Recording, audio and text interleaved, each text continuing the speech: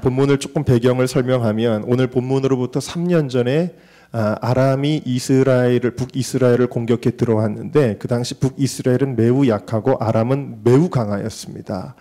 그런데 하나님께서 이스라엘을 도우셔서 그 전쟁에서 이기게 하셨죠.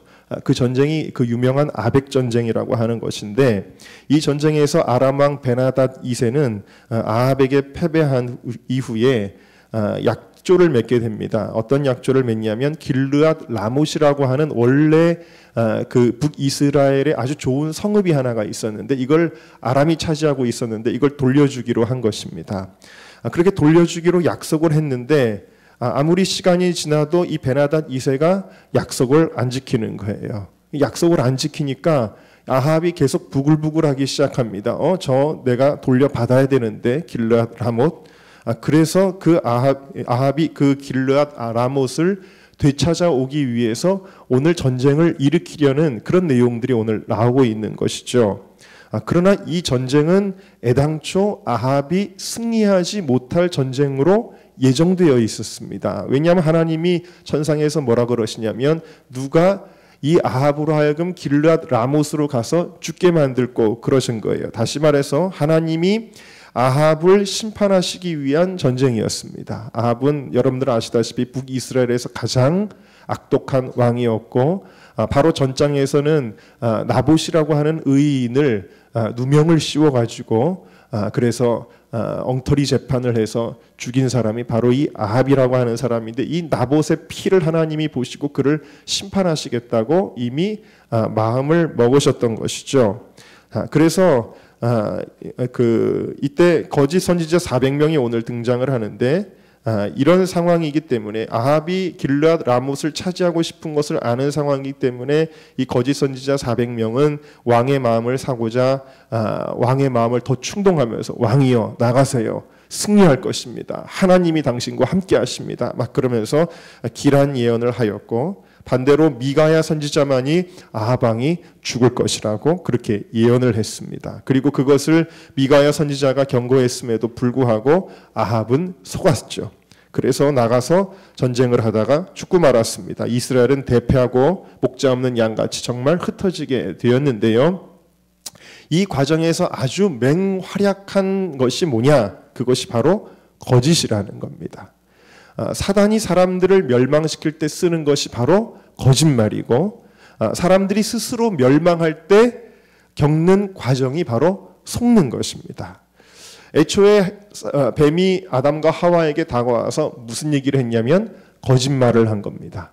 거짓말을 들을 때에 아담과 하와의 마음속에 있는 탐욕이 그 거짓말에 반응하게 되었고 그래서 스스로 속게 됩니다. 그래서 멸망하게 된 거죠. 인류가 죽음의 길을 가게 된 것입니다. 그래서 오늘 말씀에서도 이 거짓과 속는 것이 어떻게 나타났는지를 두 가지 차원에서 여러분들과 함께 좀 보겠는데요. 첫 번째 함께 따라하겠습니다. 거짓의 영이 거짓 선지자들을 속였다. 네, 거짓의 영이 거짓 선지자들을 먼저 속였죠. 사람들에게 영향을 미치고 무엇이 옳고 그른지를 지도해야 되는 책임에 있는 사람들, 오늘날로 말한다면은 종교 지도자들, 정치 지도자들, 언론들, 지식인들, 이런 사람들을 먼저 거짓의 영이 속였다라는 것이죠. 여러분, 우리는 때때로 천상에서 일어나는 일들을 간과할 때가 있습니다. 예를 들면 요즘 욥기를 강의하고 있는데요. 욥기는 1장부터 42장까지 43장인가요? 아주 큰 분량으로 되어져 있는데 그 3장부터 37장까지는 욥이 고난당한 이후에 욥의 친구들과 대화하면서 왜 이런 고난을 당하느냐 이런 얘기들이 나와 있는데 우리가 간과하기 쉬운 게 뭐냐? 1장과 2장에 나오는 사건이라는 거예요. 1장과 2장에 어떤 내용이 나오냐면 천상에서 하나님과 사단이 만난 내용이 나오죠. 그래서 하나님이 사단에게 이야기합니다. 너 욥 받느냐? 그러는 거예요. 은정교회 욥 집사 받느냐? 그러시는 거예요. 네, 제가 알고는 있습니다. 욥이 얼마나 믿음 좋은지 알지? 그 믿음이 얼마나 순전한지 알지? 순전이라고 하는 건 뭐예요? 꼭 무슨 어떤 거를 바라고 믿음 생활하는 게 아니라 정말 하나님을 사랑해서 순수한 마음으로 신앙생활하는지 알지? 그런 얘기를 하니까 사단이 말합니다. 무슨 소리예요? 하나님이 축복하니까 신앙생활 잘하는 거예요. 하나님이 축복하실 거 바라고 주일 성수도 잘하고 11조도 잘하고 직분도 잘 감당하고 충성하고 봉사하는 거예요. 하나님 뭘 잘 모르시네요. 그랬더니 하나님이 그럴 리가 없다. 그랬더니 하나님 무슨 소리예요? 제가 한번 욥 쳐볼까요? 그랬더니 하나님이 욥을 신뢰했기 때문에 내가 허락한다. 그렇게 해가지고 욥과 하나님 사이에 어떤 모종의 내기가 벌어지는 사건이 벌어지죠. 여러분 이 1장과 2장의 사건은 우리 눈에 보이지 않는 천상에서 일어난 사건인데 이 눈에 보이지 않는 천상의 사건이 일어날 때에 그 사건이 욥의 삶에 직접적인 영향이 나타나는 거죠. 욥에게 고난이 일어나고 욥이 여러 가지 핍박을 겪고 하는 것들은 다 어디서부터 유래된 것이냐? 천상의 사건으로부터 그것이 영향을 받은 것이다라는 것을 우리가 알 수가 있습니다. 출애굽기 17장을 보면은 이스라엘이 출애굽하여서 광야를 지나가다가 아말렉을 만나게 되어지죠. 거의 전쟁을 하는데 도저히 이 여호수아가 이제 군대는 이끌고 나가는데 이 군대의 힘으로는 아말렉을 당해낼 재간이 없는 거예요. 그래서 이 민족의 지도자였던 모세가 산 꼭대기로 올라갑니다. 산 꼭대기로 올라가서 기도하는데 모세가 손을 들어 기도하면은 이스라엘이 이기는 거예요. 손이 떨어지면 이스라엘이 지는 거예요. 그래서 아론과 훌이 모세의 손을 받들어 주어서 마침내 이스라엘이 그 강한 아말렉을 이기게 됩니다. 여러분 여기서 우리가 알 수 있는 거는 뭐냐? 땅 아래에서의 전쟁이 어디에서 좌우된 것입니까? 그들의 눈에는 보이지 않았지만 산 꼭대기에서 좌우되게 된 것입니다. 보이지 않는 세계가 보이는 세계를 지배한다라는 거예요. 이건 믿음 없는 사람들, 영적인 이해가 없는 사람들은 도저히 이해할 수 없는 일들이지만 그러나 여러분들은 그 영의 실체를 깨달으시기를 주님의 이름으로 축원합니다. 자, 오늘 말씀에도 보니까 천상의 사건이 소개가 되고 있는데요. 미가야 선지자가 아합을 조롱하기를 그치고 드디어 참된 예언을 담대하게 전합니다. 그 내용은 천상에서의 회의입니다. 하나님이 아합을 길르앗 라못으로 끌어내서 심판하시기로 작정하시자 여러 의견들이 나왔다 그랬어요. 천상에도 하나님을 보좌하는 여러 영들이 있죠. 천사들이 있죠. 여러 영들이 이런저런 이야기를 하는데 그때 아주 자신 있게 나선 것이 바로 사단입니다. 사단이 뭐라고 이야기하냐면 사단은 이런 일을 너무 기뻐하죠. 사람을 죽이는 일을 아주 즐겨하니까 이 일에 저를 써주세요. 그럽니다. 그의 대답은 뭐냐면 내가 거짓말하는 영이 되어 그의 모든 선지자들의 입에 있겠나이다. 그랬어요. 그러자 하나님의 허락이 떨어집니다. 너는 꿰겠고 또 이루리라. 나가서 그리하라. 그랬어요. 여러분 이 천상에서 일어난 일들이 결국 어디에서 나타나게 되느냐? 눈에 보이는 세계에서 궁궐에서 지금 일어나는 이런 일들, 전쟁터에서 일어나는 일들의 배후에 이 바로 영들의 역사가 있었다라는 사실을 여러분들이 깨달으시기를 주님의 이름으로 축원합니다. 제가 지난 무슨 요일이죠? 3일 전인가요? 네, 3일 전인가 친한 동료 목사님하고 한국교회의 어느 유명한 목사님을 만나게 됐습니다. 대화를 깊이 나눠서 한 새벽 2시 넘어서까지 같이 대화를 깊이 나눴어요. 나라와 민족에 대한 이야기를 쭉 나누는데 그 목사님 교회를 가보니까 요즘 아주 청년들이 많이 모이고 굉장히 애국하는 교회예요. 정말 요즘에 이런 교회가 있나 싶을 정도로 굉장히 그 성경적인 세계관으로 어떤 다른 이런 사상적인 면에서도 굉장히 무장이 되어 있고 청년들이 많이 모이고 기도하고 그러더라고요. 제가 목요일 밤에 갔었군요. 목요일 날도 그 교회가 집회가 있는데 청년들이 굉장히 많이 와서 뜨겁게 나라와 민족을 위해 기도하고 또 강의를 듣고 그런 걸 봤습니다. 목사님 어떻게 이런 일을 이렇게 열심히 하실까? 대화를 하는데 이 목사님이 자기도 원래는 국가에 대한 일들에 전혀 관심도 없었고 또 이해도 없었다라는 거예요. 그냥 자기는 목회나 열심히 하려고 하는데 기도를 하는데 하나님께서 어느 날 환상을 보여주시더라는 거예요. 어떤 환상을 보여주시면 제가 그 간증을 정확하게 좀 다 똑같이 제가 리바이벌을 좀 못하겠습니다만 생각나는 대로요. 기도를 하는데 갑자기 어떤 식물 같은 것이 이렇게 올라오더래요. 자꾸. 그 식물이 자꾸 올라오는데 무시무시한 괴물처럼 돼가지고 그게 대한민국을 자꾸 덮어버리더라는 거예요. 그게 한 2000년대 초반쯤인가 그런 환상을 하나님이 보여주시더래요. 그래서 하나님 이게 도대체 뭔가요? 그랬더니 하나님께서 그에게 음성을 주셨는데 그게 뭐냐면 이것은 사상의 영이다 그러시더라는 거예요. 이 사상의 영인데 이 사상의 영에 사로잡히면 사람을 죽여도 아무렇지 않을 만큼 가장 무서운 일을 행하면서도 그것이 옳다고 여긴다 라는 설명을 주시더라는 이야기입니다. 그때부터 이분이 국가적인 일들에 관심하게 되었고 사상이라고 하는 것이 얼마나 무서운가를 깨닫게 되었다라는 거예요. 이 사상이 여러분 사람들과 만나면 목숨 걸고 그것이 옳은 줄 알고 뛰어들고요.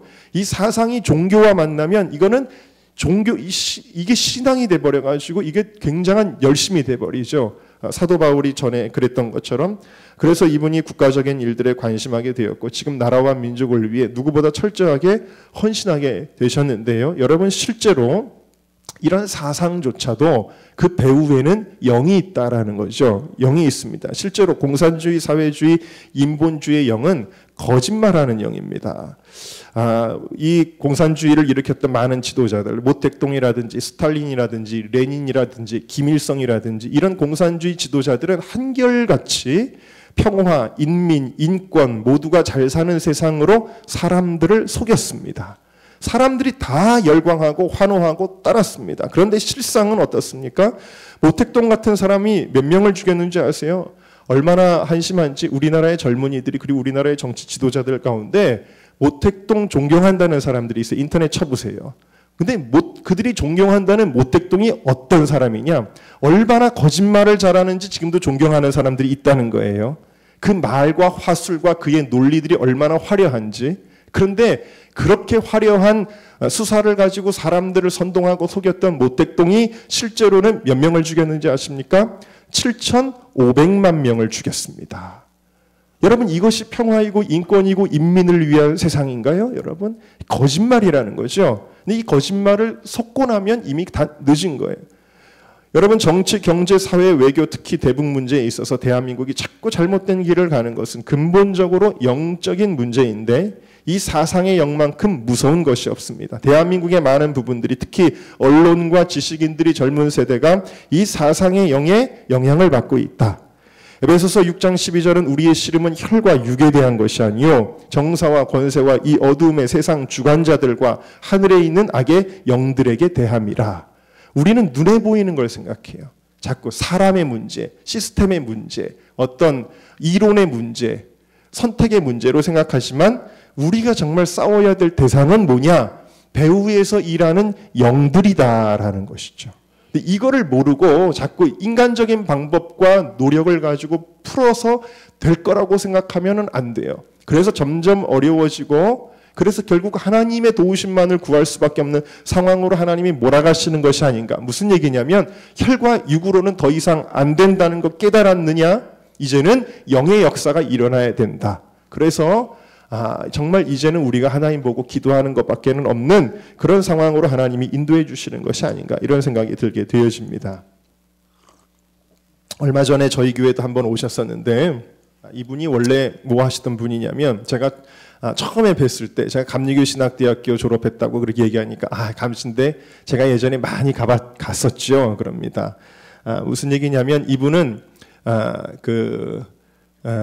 뭐 정당 그 이름을 얘기해도 되나요? 아주 그 급진적인 어느 그런 정치 그룹의 핵심 간부였습니다. 간부였는데 그래서 이제 학생 조직을 학교마다 다니면서 조직을 했던 거예요.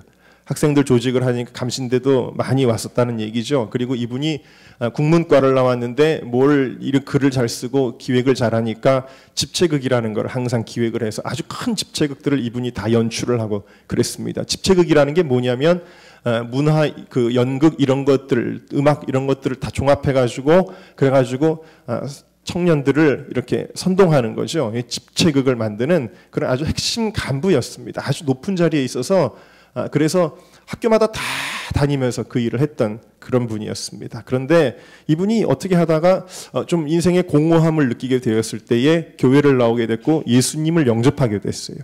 예수님을 영접했을 뿐만 아니라 얼마 있다가 성령을 체험했어요. 자, 예수님도 믿었고 성령도 체험했는데 근데도 이상하게도 여전히 생각은 안 바뀌는, 사상은 안 바뀌는 거예요. 사상은 안 바뀌었는데 이분이 서울의 유명한 어느 교회를 이제 가게 됐어요. 누굴 따라서 갔는데 이분이 이제 예수를 믿고 성령을 체험했지만 늘 싫었던 거 하나가 뭐였냐면 통성기도가 그렇게 싫었대요. 그렇게 무식하게 저렇게 소리를 지르면서 기도를 하나. 근데 그 교회가 좀 뜨겁게 기도하는 교회예요. 그러니까 목사님도 소리를 막 빽빽 지르니까 저 목사는 무식하게 저렇게 소리를 지르나. 부정적인 마음으로 가득한 겁니다. 그래서 맨 뒤에 있었대요. 맨 뒤에서 목사가 설교하는 거를 이렇게 목사님이 설교하시는 걸 들으면서도 뭐 그러다가 설교 내용이 이제 또 마음에 안 들기 시작하는 거예요. 그래서 자기의 이 사상이 그게 안 맞으니까 계속 마음속에 거부 반응이 막 일어나고 목사님 뭐라 그러면은 피식피식 웃고 뒤에서 막 그랬다라는 거예요. 그런데 마지막에 이제 설교가 다 끝나고 나서 이 목사님 항상 축사 기도를 하는데 그날 예를 들면 몸이 아픈 분들 아픈 곳에 뭐 손을 얹으세요 하고서는 예수님의 이름으로 명하노니 모든 질병의 영들은 떠나갈지어다. 막 떠나갈지어다. 모든 아픔과 원망과 어두움과 우울증의 영들은 예수님의 이름으로 다 떠나갈지어다 하는데 막 축사 기도를 막 하는 겁니다. 그래서 뒤에서 그거를 이렇게 구경하면서 보는 거예요. 참 희한한 일을 한다 뭐 이러면서 있었던 거예요. 근데 갑자기 그날따라 이 목사님이 무엇을 선포했냐면 나사렛 예수님의 이름으로 명하노니 모든 공산주의 영은 떠나갈지어다. 그런데 갑자기 피식피식 웃고 뒤에 서 있었는데 갑자기 안에서 뭐가 쑥 하고 나가더라는 거예요. 그리고는 푹 쓰러졌어요. 푹 쓰러졌는데 그리고 나서 무슨 일이 있는지는 모르겠는데 갑자기 정말 통성기도라면은 아주 그냥 부정적으로 생각했던 이분이 그 다음에 갑자기 전체 기도를 하는데 주여 하는데 이 밑에서부터 갑자기 주여 하면서 부르짖어서 이분이 기도하고 눈물을 쏟고 회개하기 시작되고 했다는 거예요. 그리고 나서 이분이 완전히 전향을 해서 지금 이 주사파의 실체 이런 것에 대해서 오히려 누구보다 잘 알기 때문에 이런 것들로부터 한국교회를 지키고 대한민국을 지키기 위해서 애쓰시는 그런 사역을 지금까지 해오고 계시고 우리 교회 와서도 한번 저녁 예배 때 간증을 했었죠. 여러분 혈과 육의 싸움이 아니라는 것입니다. 이제는 오직 하나님의 역사만을 바라보는 기도 외에는 없다라는 것입니다. 제가 청년들하고 3일 금식을 하는 것은 이 어두움의 권세, 거짓의 영과 육의 싸움을 하는 것이 아니라 영의 싸움을 하고자 하는 것이죠. 여러분 이 거짓의 영이 그런데 누구에게 들어갔을까요? 이 거짓의 영이 악마같이 생기고 술주정뱅이처럼 생기고 사기꾼처럼 생긴 사람에게 들어가면은 차라리 눈에 띌 텐데 그런데 누구에게 들어갔어요? 선지자들에게 들어갔다. 즉 여러분 선지자들이 엘리야가 상대했던 450명의 그 선지자들은 바알을 섬기는 우상 숭배자들이었는데 반해서 미가야가 상대했던 이 선지자들은 여호와의 신앙을 들먹거리는 선지자들로 등장하는 거예요. 쉽게 말하면 뭐냐? 이 거짓의 영이 들어간 사람들은 중이나 신부나 이맘이나 이런 사람들이 아니고 목사들이었다라는 거예요. 목사들에게 거짓의 영이 들어갔다. 여러분 배도의 시대, 영적 어두움의 시대에는요 이와 같이 참된 선지자들을 찾기가 쉽지 않고 거짓 선지자들이 판을 치게 됩니다. 시드기야라고 하는 거짓 선지자가 오늘 말씀에 등장하는데 그가 말하죠. 주님께서 말씀하신다는 거예요. 너 아합은 철불로 시리아 사람들을 찌르되 그들이 모두 파멸될까지 그렇게 할 것입니다. 주님이 말씀하셨다는 모두 여호와의 이름을 들먹이며 예언을 했어요. 여러분 기억하십시오. 신앙을 이야기한다고 해서 이것이 옳다라고 확신한다고 해서 혹은 내가 들었다고 말한다고 해서 모든 것이 하나님께로부터 나온 것이 아니라는 것이죠. 분별의 지혜가 필요한 것입니다. 이 마지막 때의 배도의 시대죠. 지금은 예수님 오실 날이 가까웠기 때문에 영적인 어두움의 시대입니다. 사람들이 캄캄한 거예요. 뭐가 진리인지 거짓인지 모르는 이 시대에 마태복음 7장 15절에 거짓 선지자들을 삼가라. 양의 옷을 입고 너희에게 나아오나 속에는 노략질하는 일이라. 마태복음 24장 11절에 거짓 선지자가 많이 일어나 많은 사람들을 미혹하게 하겠으며 그랬어요. 여러분 거짓 선지자를 분별하시기를 주님의 이름으로 축원합니다. 그런데 이 거짓 선지자가 한두 명이 아니죠. 몇 명이에요? 오늘 말씀을 보니까 400명. 참 선지자 미가야는 오직 혼자라는 거예요. 여러분 우리가 지금 살아가는 사회는 민주주의 사회 그 가장 의사결정의 중요한 원칙이 다수결의 원칙이라는 게 있습니다. 무슨 얘기냐면 많은 사람들이 이야기하는 거는 옳다라는 전제가 깔려 있는 거예요. 이상하게도. 여러분, 많은 사람들이 이야기하면 그것이 상식이 되고 나중에는 법이 되기도 합니다. 그래서 사람들은 댓글에 민감하고 여론조사에 굉장히 민감하죠. 그러나 많은 사람이 이야기한다고 해서 꼭 옳은 것이 아닙니다. 누가 이야기하는 것이 옳을까요? 주님이 진짜 말씀하신 것이 옳은 것입니다. 그것을 전하는 사람들의 입술이 옳은 것입니다. 때로는 그게 소수가 될 수도 있다는 거예요. 예레미야 시대는 어땠냐면요. 오늘 말씀하고 좀 반대 상황인데 이 당시에는 하나냐라고 하는 거짓 선지자가 등장하죠. 뭐라 그러냐면 바벨론에 의해 2년 동안 그들이 어려움을 당하고 있을 텐데 하나님께서 바벨론의 멍에를 꺾으셨습니다. 그러니까 사람들이 너무 좋은 거예요. 야, 이 우리를 괴롭히는 바벨론의 멍에를 하나님이 2년 만에 꺾어주셨구나. 그러면서 막 환호하는데 이 거짓 선지자 하나냐가 마치 자기는 굉장히 애국하고 민족주의자인 것처럼 막 얘기하는 거예요. 하나님이 바벨론의 멍에를 꺾으셨으니 이제는 더 이상 바벨론에게 굴복하지 말고 막 이러면서 막 이야기를 할 때 그 하나냐를 따르는 수많은 선지자들이 함께 동조하는 거예요. 거짓 선지자들의 판이 된 겁니다. 그런데 그때 유일하게 하나냐가 이야기하죠. 하나님께서 네 말이 맞다고 하실진데 나에게 말씀하게 하지 않으셨을 것이라면서 하나님이 과연 너의 멍에를 꺾으셨을 것이다. 그러나 오히려 나무 멍에 대신에 쇠 멍에를 메워주실 것이다. 하나님께서 주신 나무 멍에를 싫다고 벗어버릴 때 하나님이 쇠 멍에를 씌워주셨다라는 거예요. 그래서 실제로 바벨론 유수는 70년이 지나도록 계속되게 된 것이죠.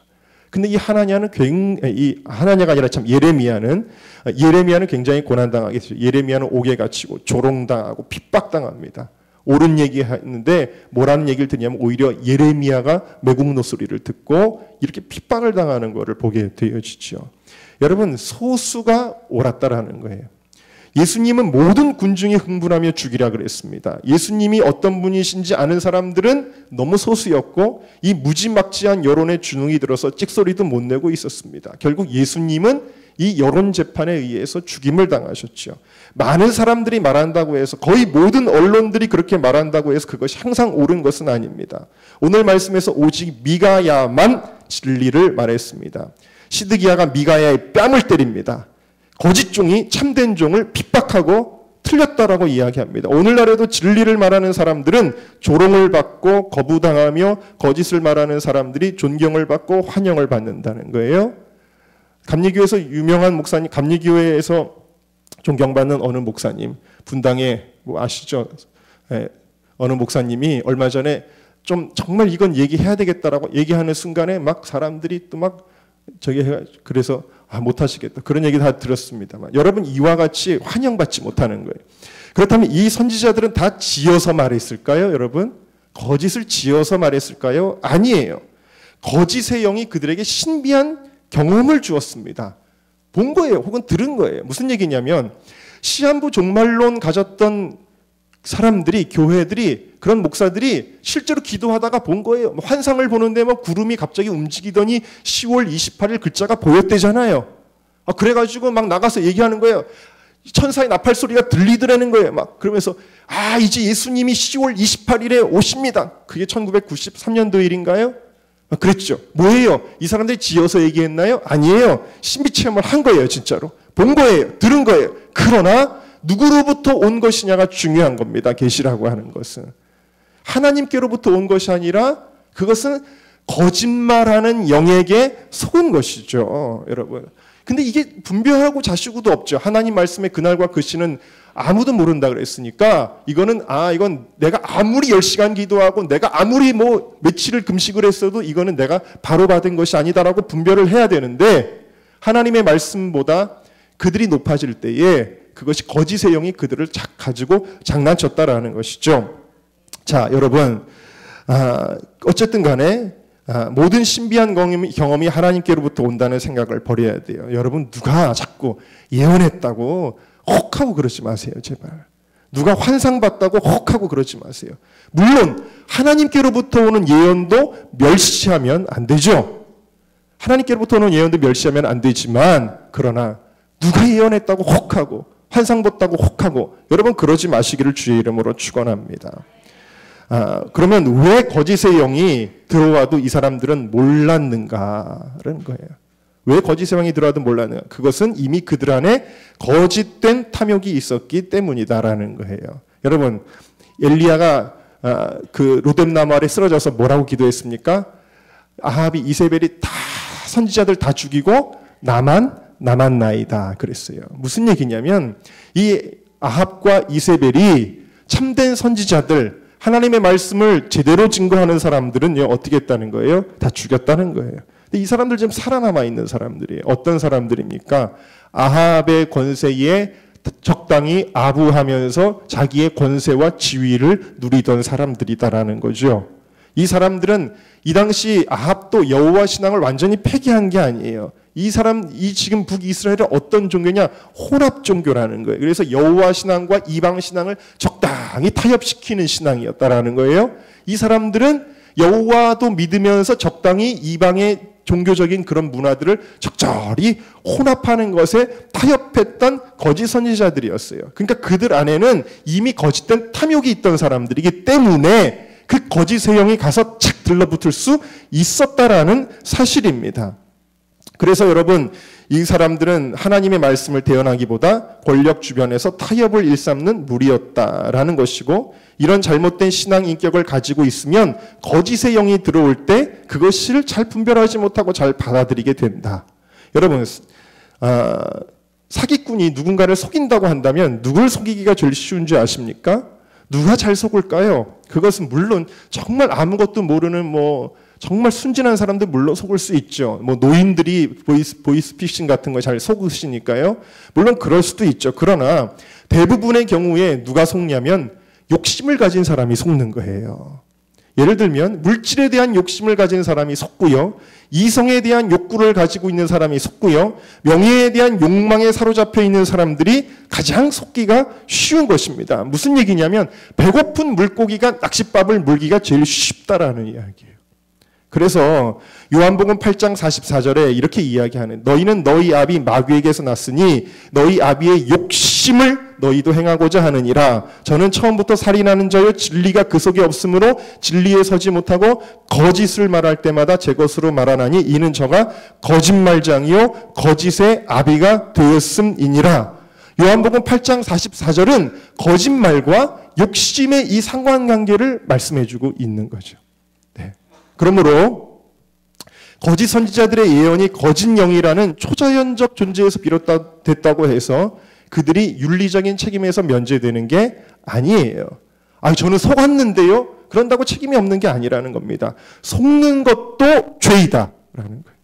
되게 미혹에 빠지게 되는 자들의 마음 바탕에는 욕심과 탐심이 감춰져 있게 마련이라는 것입니다. 그러므로 여러분이 말씀을 들을 때에 하나님의 뜻을 구한다고 기도할 때에 내가 원하는 것을 앞세운다면 하나님의 음성이 들리는 것이 아니라 사단의 속삭임이 들리게 될 것입니다. 그런 사람들만 내게 받아들여지게 될 것입니다. 실제로 어떤 바람이 있는 사람들은 제대로 된 기도를 하는 것이 불가능한 것입니다.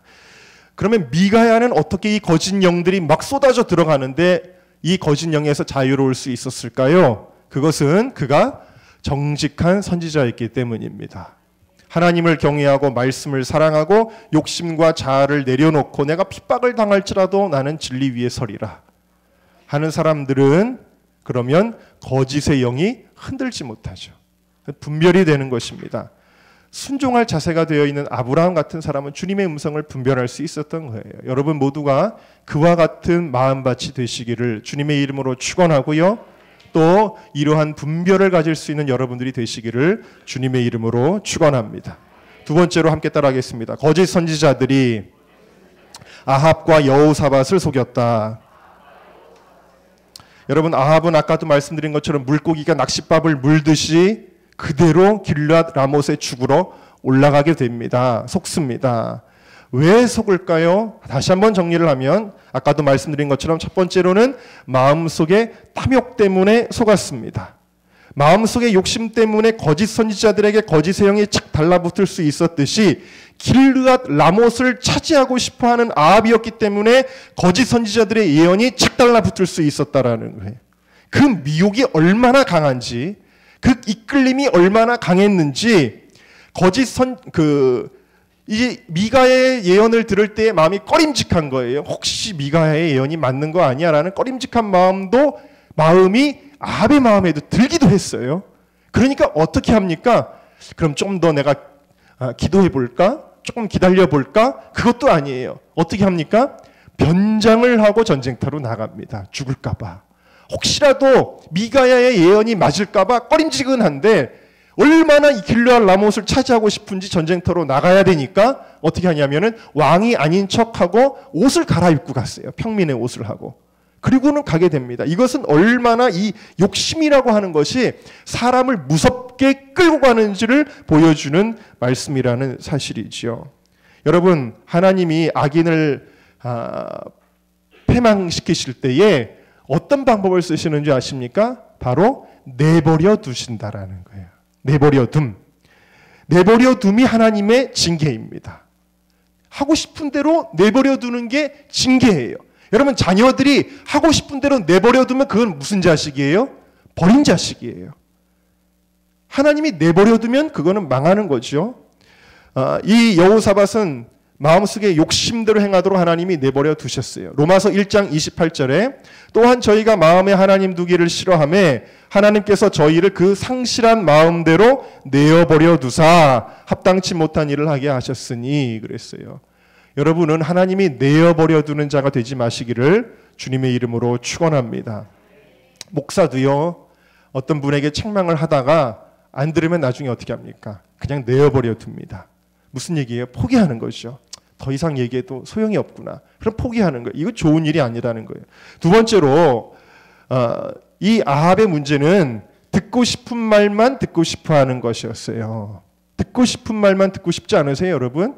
나한테 싫은 소리 하는 거 싫잖아요. 내 생각하고 다른 거 이야기하는 거 싫지 않나요?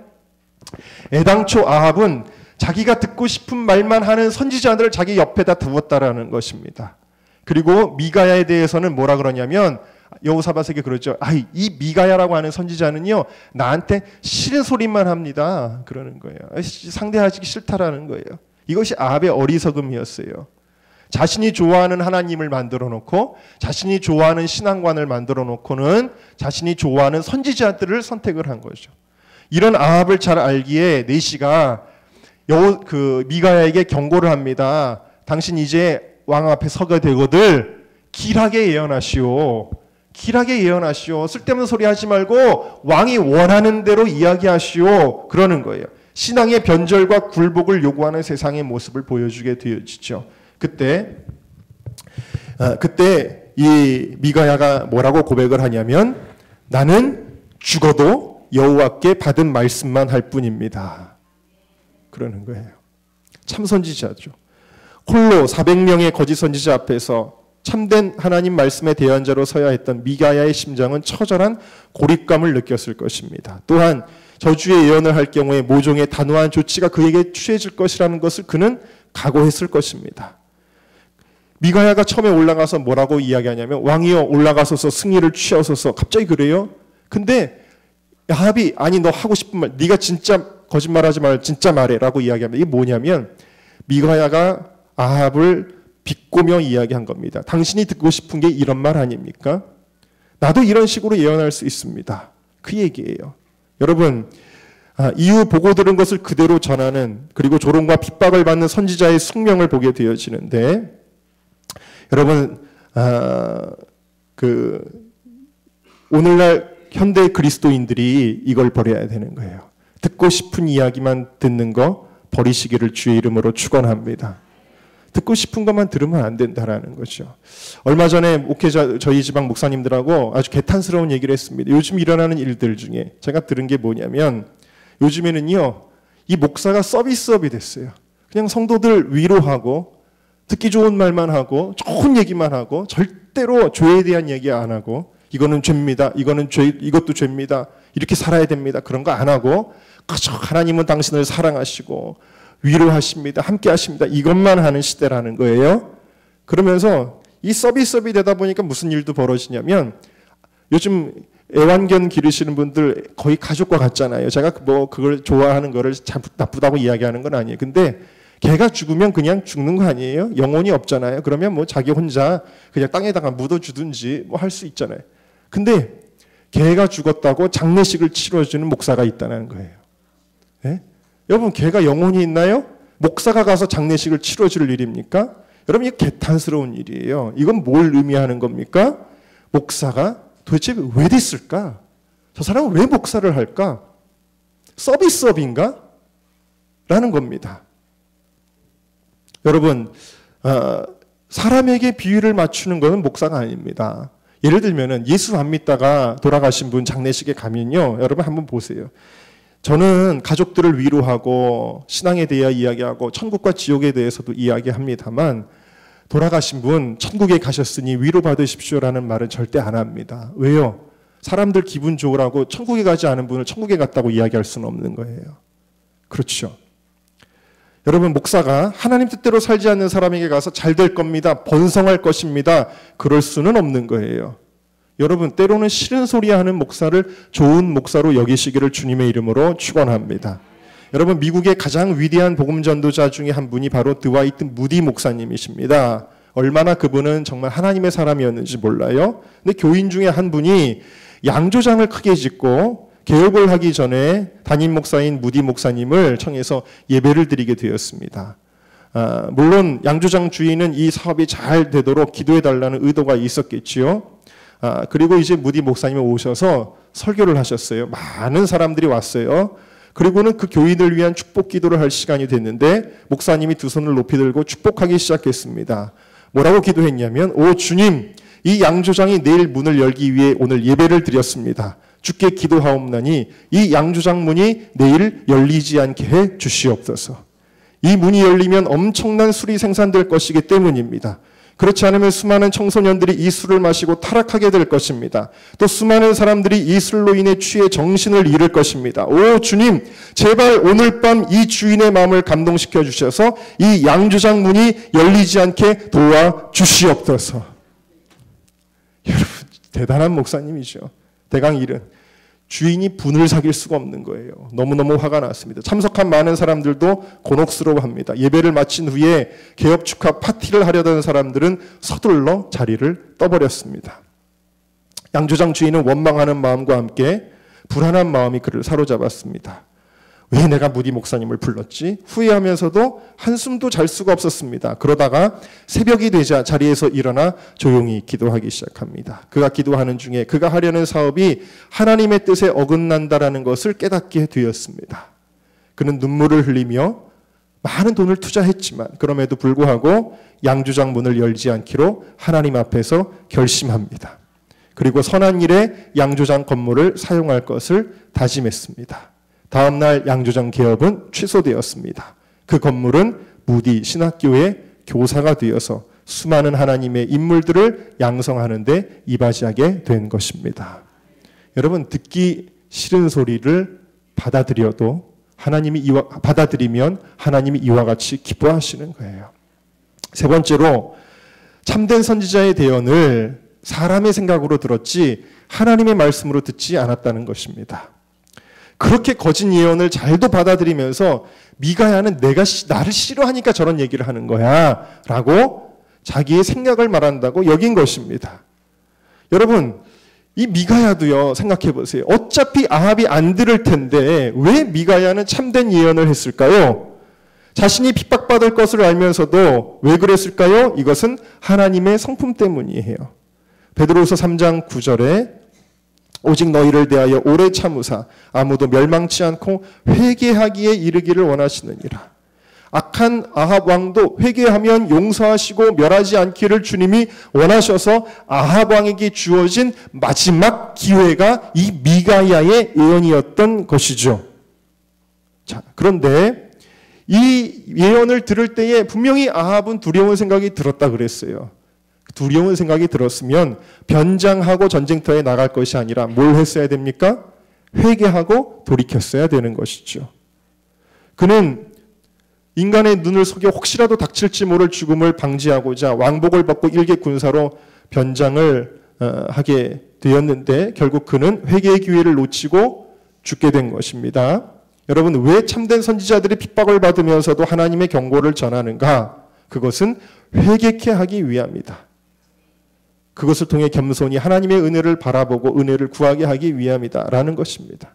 그래도 여호사밧은 달랐어요. 여호사밧은 처음부터 전쟁에 나가기 전에 먼저 하나님께 물읍시다 그랬어요. 그러나 여호사밧이 정말 더 하나님 뜻에 합한 사람이었다면 그 전에 뭘 물었어야 되느냐? 하나님, 내가 이 아합 왕하고 함께 동맹하는 것이 하나님의 기뻐하시는 뜻입니까? 부터 물었어야 되는 거예요. 전쟁 나갈까 말까를 묻기 이전에. 하나님은 사실 아합과 연합하는 것을 매우 싫어하셨거든요. 왜? 하나님을 대적하는 사람인데 아예 같은 민족끼리라고 하나가 되니까 하나님이 굉장히 싫어하셨어요. 나중에 선지자가 나가서 이야기하잖아요. 왕이 악한 자를 돕고 여호와의 미워하시는 자를 돕는 것이 가니까 그랬어요. 어쨌든 간에 그럼에도 불구하고 이때는 그래도 전쟁에 나갈까요? 말까요? 묻기는 했어요. 그래서 하나님의 말씀을 들으려고 그랬는데 400명의 거짓 선지자가 예언할 때 석연치 않은 걸 느끼는 겁니다. 이 사람들은 아첨꾼들 같은데? 라는 걸 느낀 거예요. 왜? 여호사밧은 그래도 믿음이 있는 사람이었기 때문이죠. 그래서 오히려 미가야에 대한 이야기를 들었을 때에 아합이 미가야라는 선지자가 있는데 나한테는 흉한 얘기만 합니다. 그러니까 뭐라 그러냐면 왕은 그런 말씀을 마소서 그러는 거예요. 하나님의 말씀은 듣기 좋든 싫든 하나님의 말씀 자체로서 존중되어야지 듣기 싫은 말을 한다고 외면하면 안 된다라는 거예요. 하나님의 말씀이 선포될 때 그 말씀을 싫다 그러는 건 곧 하나님을 싫다고 하는 것과 같기 때문이에요. 그게 틀렸다고 하는 것은 하나님이 틀렸다고 하는 것과 같기 때문입니다. 데살로니가전서 2장 13절에 바울이 데살로니가 교회를 칭찬합니다.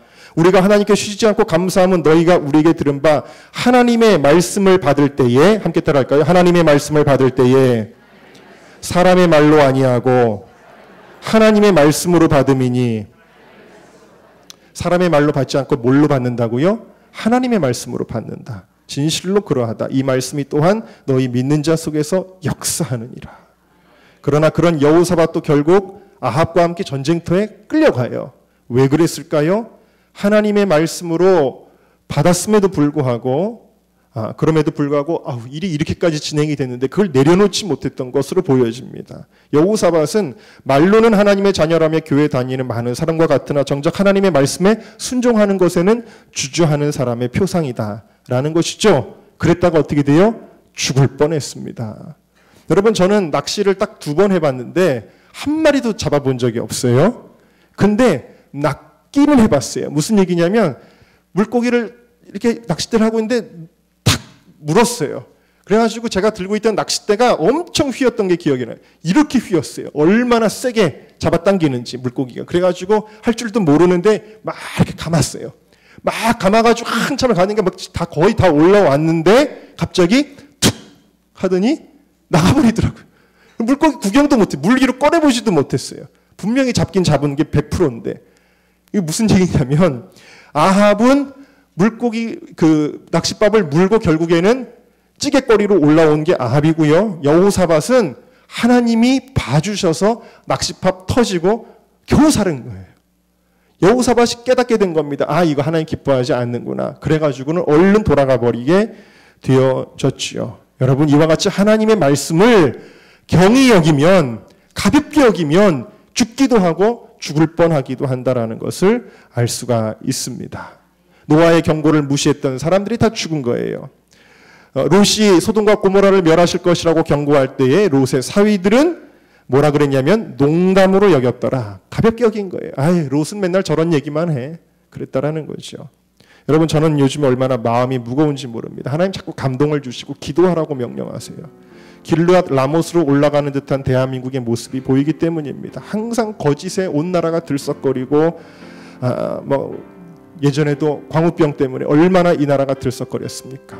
그럴 때 그 시위의 현장에 기도했던 분들 이야기를 저는 많이 들었어요. 만나보기도 했고 사람들한테 폭력당하고 조롱을 당했습니다. 이런 거짓에 잘 속는 체질이 이제 끝을 향해 달려가고 있기 때문입니다. 여러분, 분별과 회개의 선포는 결코 쉬운 일이 아닙니다. 그러나 우리는 하나님의 사람들이 회개를 선포할 때 겸비해야 됩니다.